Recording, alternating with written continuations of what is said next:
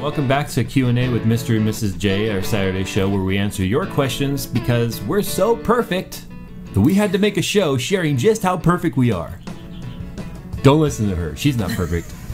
I'm perfect. I have enough perfect for both of us. Sorry if I'm a mess today. I decided to do the show before I left for Zumba this morning, so a little discombobulated. She thinks she's Brazilian. No, I wish I had a Brazilian body. But we're going to go ahead and start out here with the SoCal guy on Twitter. He asks, what are some challenges raising a child now in today's world versus your parent raising you back then? I guess in order for us to compare, we have to reveal how old both of us are. We'll do this. I'm turning 32 on the 3rd of June, and Miss J is 6 months younger than me. I was born in 81, and I grew up around technology because my father was into technology, but I think you didn't really grow up with computers, did you? Not. Jeez. Not so Is that like much. the sexual version of the iPhone 5? Not so much as you did. I mean, they were a key component as early on in my childhood as they were in yours, I believe. I remember when the first Nintendo came out. I remember my cousin had one. They were really expensive at the time, and my parents were like, I can't really afford that. Oh, yeah. And I guess he had to work it off or something because my parents were actually raising him. They were extremely expensive. But, you know, that also shows what a different upbringing you and I had, too, because my parents, or specifically my father, was making an awful lot of money at that point in my life. But, you know, they did teach me the value of $1. But I got to grow up with, I think we had a car phone. I mean, my dad's Cadillac had a car phone in it, which, you know, it was a 1989 Cadillac. And so in 89, cell phones weren't very common. It was 99 cents a minute to call somebody. And I remember when my sister and I used to call my parents in the car, and then, where are you guys? When are you coming home? Where are you going to be? And I remember my parents going, this is $1 a minute. Why are you calling us? And we're like, it's only $1. But $1 a minute, and then we're keep on the phone for 10 minutes, and it really adds up. Now, fast forward 30 years, our daughter's just turned 4. She's got her own iPad, she's got a Leapster, she's got her V-Reader, she knows how to use all of our devices in the house, she's got her own desktop computer. Yeah. She knows how to do just about anything when it comes to technology, and you tweeted back to the SoCal guy something that I think is very true, in that technology today is forcing our kids to want to grow up faster because it's educating them much younger, so it's making them feel bigger. And I think it can create a problem in that it makes your kids it doesn't make your kids feel like kids. I mean, you know, Monkey would much rather color on her iPad using digital crayons and stuff sometimes than using her real crayons. That's true. But, you know, we make a point to let her in the backyard and play and run around and be a kid and take her to the park and things, because I don't want Michaelin to be one of those children who never go outside and only plays computer games or Xbox. That's why when we let her play Xbox, it's always the Kinect, because then she's moving and stuff. Yeah, there has to be a balance between the technology and the regular childhood play that we had. Like, it reminds me of something I saw the other day. Kids have iPads and iPhones and this and that, and all I had was my imagination, a coloring book, and crayons when I was their age. You know, like, it puts into perspective how much different. But if you put the right type of technology in front of your child, you can definitely promote their imagination. You can. What's important is not the technology getting in your child's hand, it's what do you put in your child's hand. If you're just putting mindless games in their hand with, you know, iPad games or you know, a PSP or a, you know, Game Boy, not Game Boy, oh my god, I really aged myself there. You know, a 3DS or something like that. If you're just putting games in their hands that just don't promote any sort of education or imagination, then yeah, that's going to be the result. So the bottom line is just to make sure that the technology you're putting in front of your kids is promoting a healthy growth, a healthy education and imagination. Don't put something in their hands that's just, you know, brain dead. I'm trying to think of a brain dead example for a kid's app. I think maybe her Stupid Zombies app. would be the most, because it's just a guy shooting zombies, and people are gonna, I know, hear that and go, "You're letting your 4-year-old shoot zombies?" Listen, It wasn't my idea. I am preparing her. I am preparing her. Have you not seen The Walking Dead? Have you not seen The Crazies? You haven't, have you? I saw one episode of The Walking Dead. Remember, I saw the finale with you. You're first to go. That's it. You're first to go. I bet you're the kind of girl that runs up the stairs in a horror movie. No. Okay, question number 2 comes from Jose Lopez via Twitter. He asks, Jay, what's your advice you can offer me on how to control my jealousy? It really gets to me sometimes. Would you like to start? I'm assuming he's meaning jealousy in a relationship sense, which I've never really been jealous of you had reason. I think if you're the jealous type, you get jealous over anything. I don't. It could be as serious as something to do with your relationship. It could be something as minor as my friend is getting more laughed at his jokes than me. It's jealousy is, I don't think, is selective, where you can say, "Oh, I'm only jealous over my relationships." I think if you're jealous, you're jealous. Then I guess I'm not a jealous person. That's good. So much. But I also think that there could be a root cause to the jealousy. For me, and the reason why I think this is a good question is because you're not a jealous person, but we've been together 13 years, and I think you would say that I've definitely had ups and downs when it comes to jealousy, but a lot of that has to do with my past relationships.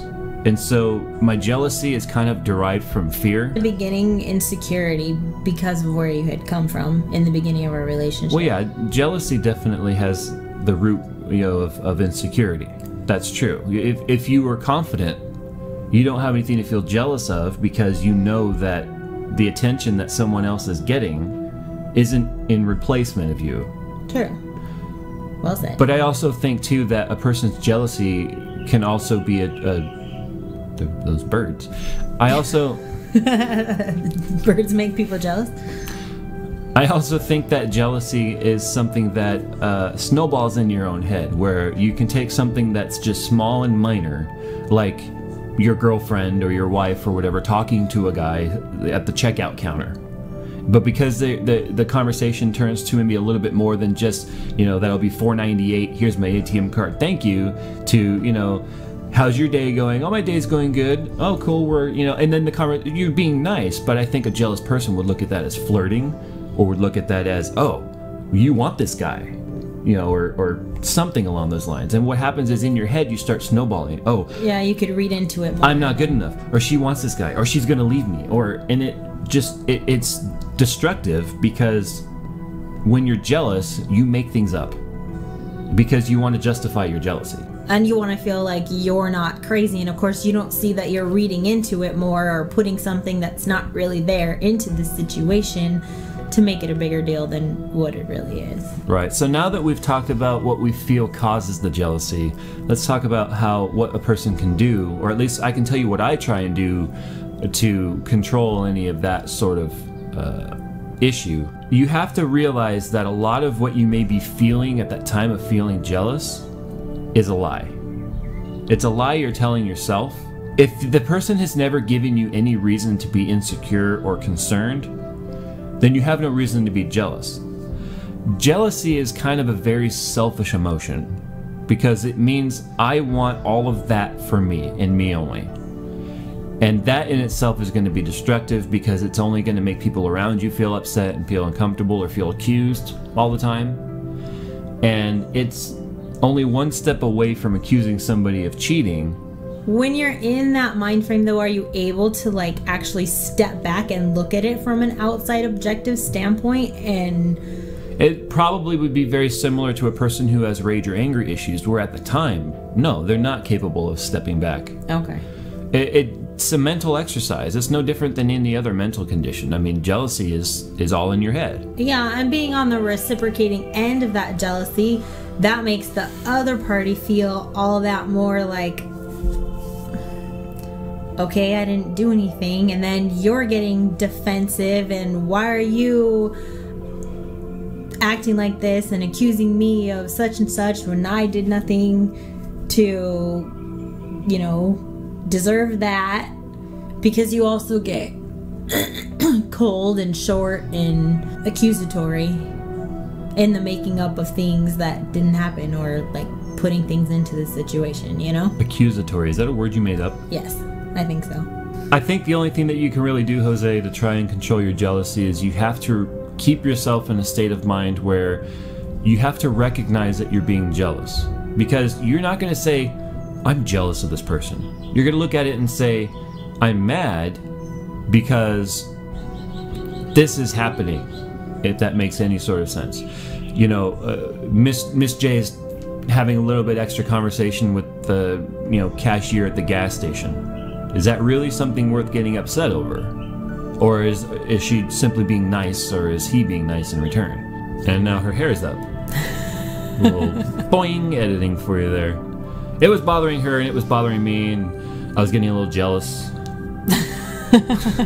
You are jealous of my hair.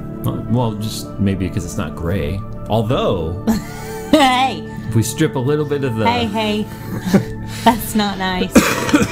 Bottom line, Jose, just you need to try and do the best you can to realize that jealousy is all in your head. There's very rarely a situation where jealousy is justifiable, and I don't agree with jealousy regardless of whether or not I've dealt with it or not, because nothing good comes of it. There's better ways to handle the emotion. There's better ways to have open lines of communication to discuss what it is that's bothering you. Definitely a relationship ruiner.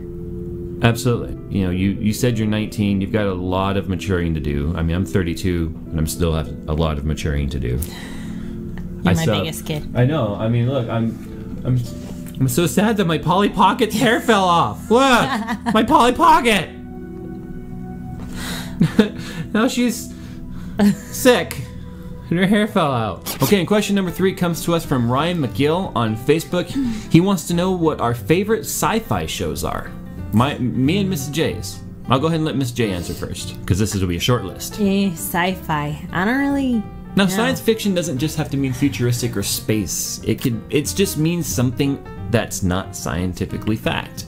I mean, did you like the movie, The Host? That's the only thing I could think of is The Host. I was gonna say that's like the best thing closest to sci-fi that I really liked. Because you and I, recently. when we were leaving that theater, I think you even tweeted, or maybe I did, but we discussed the fact that it was definitely the best movie to go and see for compromise between sci-fi and romance. Yeah. But when it comes to TV shows and on a regular basis, I know you don't watch any of that stuff. No. So we'll go ahead and change the question a little bit here to what are our favorite TV shows. Okay. You and I have very different tastes in TV shows. Yeah. You don't like my trashy reality TV. Reality TV in itself is garbage. I hate reality. It's mind-numbing, and that's what I like about it. It's not real. Oh, the camera froze again. Look. Logitech, see, you need to fix your software. See? Piece of shit. Unfrozen. I know, it comes back, but you'll hear the audio and the picture will freeze. Yeah. I'm gonna write an angry letter. So our favorite TV shows. Yeah, reality is not reality. Plus all the reality shows you watch are freaking staged. That's why I like them. Drama, not reality. Anyways, You want drama, hang out on YouTube a little more often. My favorite script... Facebook is enough for me. But you know those people, that's the sad part.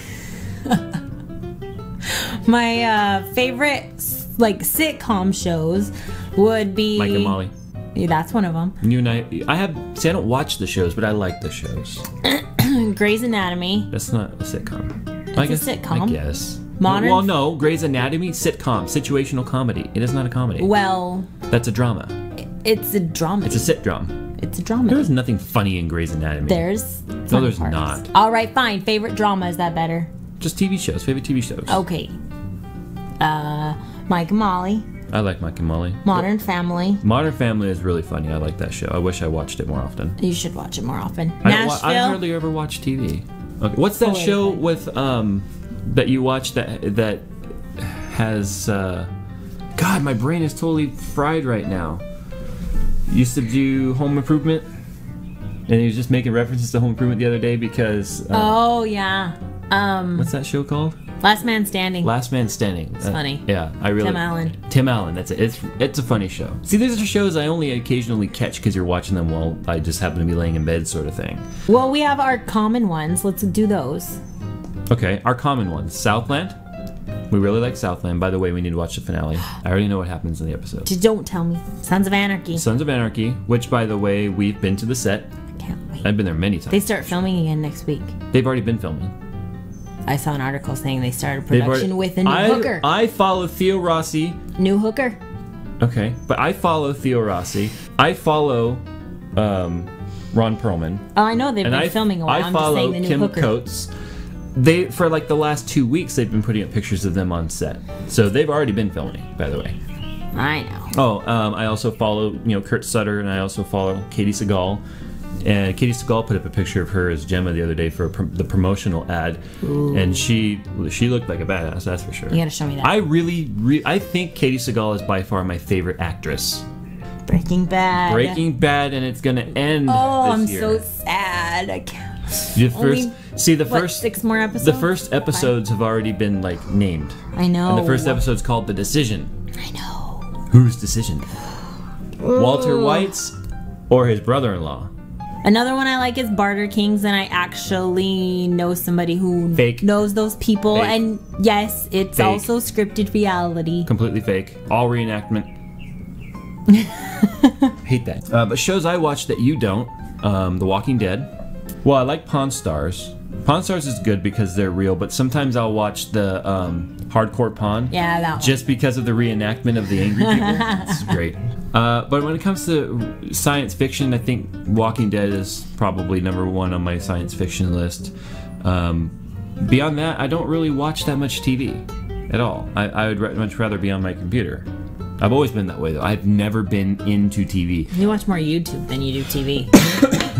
Yeah, that's probably true. But so does most people, and that's why YouTube is becoming what it is.